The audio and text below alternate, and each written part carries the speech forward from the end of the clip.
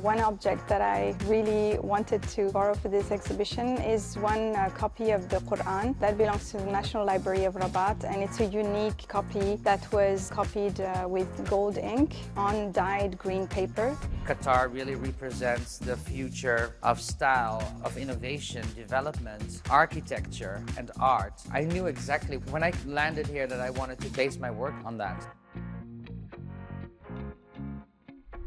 Hello, welcome to Qatar 365 with me, Adil Halim. On this episode, we're back in Doha to continue our special coverage of the Qatar-Morocco Years of Culture 2024.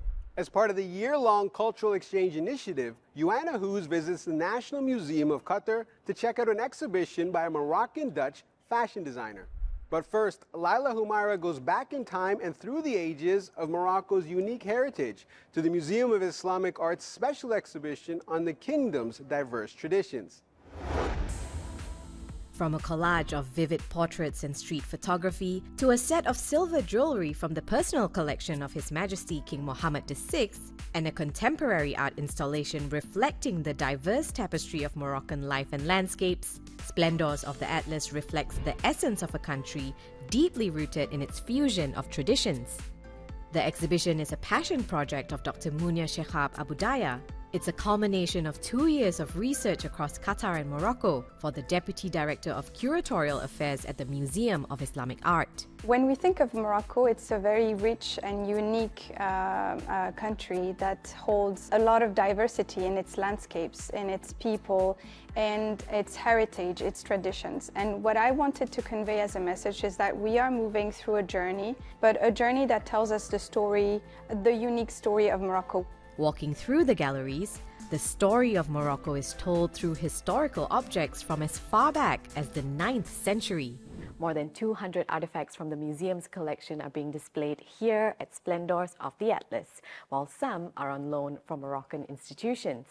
5 sections bridge the past and present, showcasing Morocco's rich blend of cultures, mixing Amazigh, Arab, Andalusian, African and Mediterranean influences. One object that I really wanted to borrow for this exhibition is one copy of the Quran that belongs to the National Library of Rabat, and it's a unique copy that was copied with gold ink on dyed green paper. It's a unique copy. You will not find any other copies anywhere else in the world. Other highlights include wooden panels and a metal door from the University of Al-Qarawiyyin in Fez. Considered to be the oldest university in the world, it was founded in 859 by the Muslim scholar Fatima al-Fihri. This piece is on loan from the National Foundation of Museums, and it used to belong to one of the doors leading to one section of the mosque in the Qarawiyyin Mosque in the 12th century. Not many pieces have survived, and a lot of the metal has been remelted, but then they kept some of those panels, and this is one of them. Beyond choosing the artifacts for display, Splendors gave Dr. Munia the opportunity to leave a deeper impression on visitors, one that encourages them to look past the surface of what they see.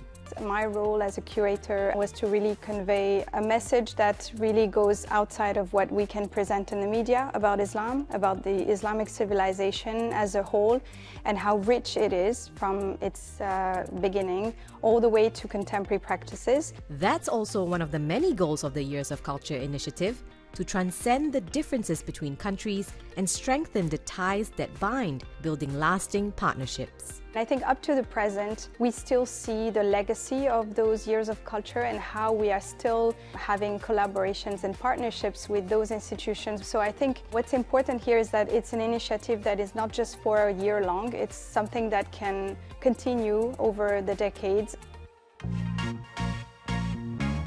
Earlier this year, 8 Qatari artists took part in a journey across Morocco where they immersed themselves in the country's rich Islamic heritage and architecture. The fruits of that educational trip are now on display here in a vibrant showcase called Iktashif Morocco. Now, to talk about the pivotal role the Museum of Islamic Art plays in the Years of Culture initiative, I caught up with Museum Director Sheikha Al Nasser.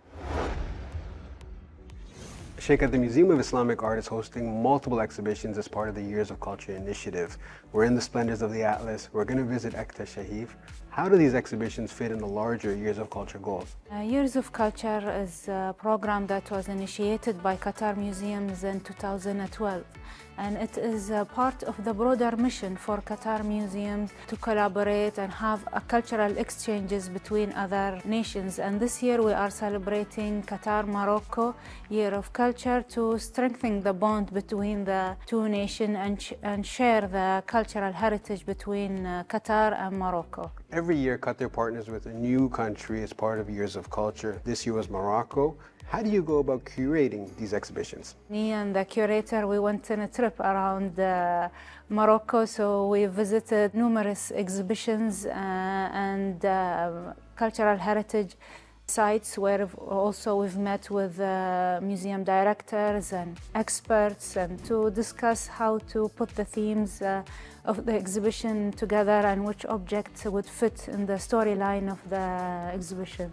It was really amazing trip. We were impressed by the local arts and crafts that has been preserved for centuries until today and still inspire artists till today. Speaking of inspiring artists, 8 Qatari artists got a chance to go to Morocco as part of the Ektashif program. Tell us a bit about that program and why it's important.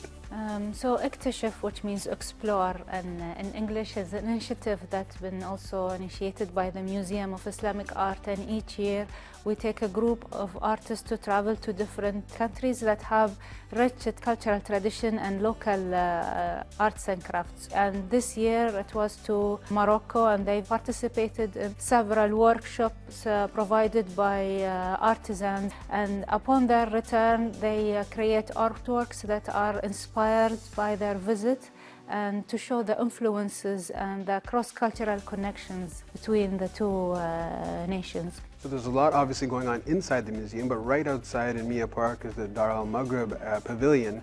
I was just in Morocco and it feels like I was transported back to Marrakesh. That's the point, isn't it? Yes, that's right. And to provide a journey for the visitors to go through the history of Morocco. And did you discover anything on your walkthrough of the pavilion? So quite a lot.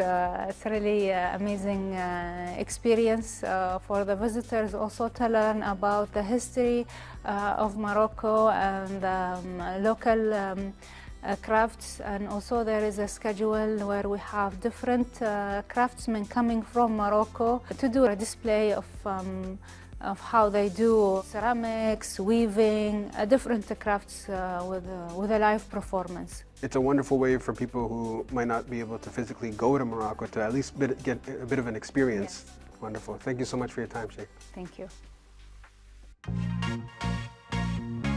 From Morocco's rich cultural heritage and artistic legacy to creativity of a different kind. Joanna Hoos is at the National Museum of Qatar to meet celebrated Moroccan-Dutch designer Mohammed Ben Shalal, who has brought his cutting-edge couture to Doha. The dresses on display here at the National Museum may have been created by a designer with Moroccan and Dutch roots, but step back and Qatar's influence on the collection is unmistakable.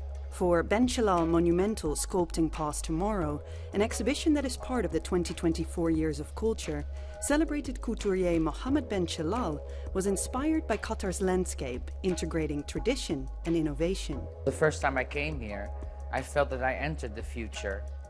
I also like to think that a lot of countries have a lot of rich history, but for me, Qatar has a very rich future. Qatar really represents the future of style, of innovation, development, architecture, and art. So I knew exactly when I landed here that I wanted to base my work on that.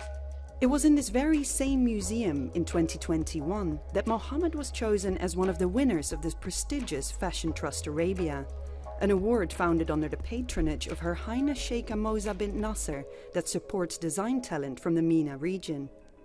It makes it extra special for Mohammed to be back here 3 years later for his first solo exhibition, which he created at Doha's Liwan Design Studios and Labs. But whether he works in Qatar or elsewhere, some signature design features always stay the same. There's always 3 key elements that you can really find in my work. It is always playing with a lot of volume. It is the proportion, where you place the volume, and everything has really a sculptural cut. I think those are the 3 points that you can think of. Mohammed's namesake label Ben Shalal is known for its voluminous silhouettes and sculptural cuts, but also a devotion to slow fashion.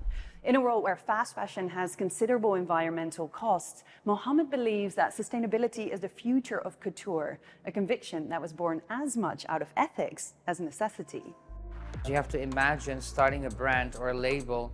It really requires a huge investment of capital, and I didn't have that. So first and foremost, I had to start with material, with fabric. I always went to inexpensive markets to buy the leftovers from the industry because that was the only thing I could afford. And in today's world, it's being really seen as sustainable, but for me, it was really the way to even begin. To this day, it's the fabrics that Mohammed can get hold of that dictate his designs. And sometimes those textiles come from some unexpected places, like a car upholstery shop in Dohas Souk Waqif, where he purchased the fabrics used in this collection. I stumbled on an upholstery for car seats shop, and I found really the most beautiful fabric there. It's really playing with what you have. Sometimes creativity really comes when you have to improvise. From A-list celebrities to royalty, Mohammed has dressed them all. But he's not putting his scissors down anytime soon, as there is simply too much inspiration out there. I like to see myself as a designer nomad. So I'm sure that this won't be the last of it. And I'm really looking forward to see where my journey is going to take me next, to base my work on a different place on the globe.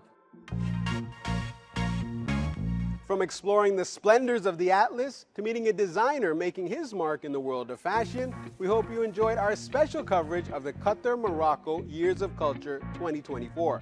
But that's all the time we have for now. For more, check out Euronews.com and connect with us through our hashtag.